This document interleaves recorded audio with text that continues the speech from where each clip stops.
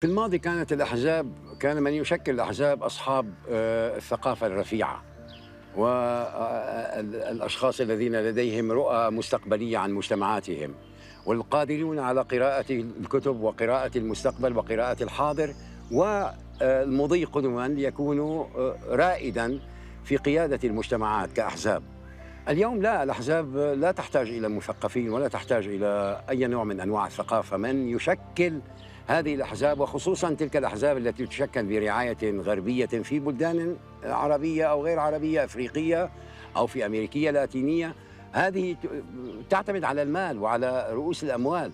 فنجد الأحزاب كثيرة هي الأحزاب التي يقودها ملياردير. التداعيات بأن هذا المجتمع يصبح بلا رأس بلا دماغ، لا دماغ له. الأحزاب في الماضي، وننظر إلى أي حزب من الأحزاب التي يمكن أن تكون شيوعية أو حتى رأسمالية، نجد أن هناك فلاسفة كانوا يقودون هذا الحزب أو ذاك الحزب ليكون طليعة ثقافية، طليعة فلسفية تحمل هما إنسانيا يستطيع أن يضع دعامات لهذا المجتمع لنهوض ما على المستوى الصناعي، الزراعي، الأدبي، الفكري، الفني إلى آخره.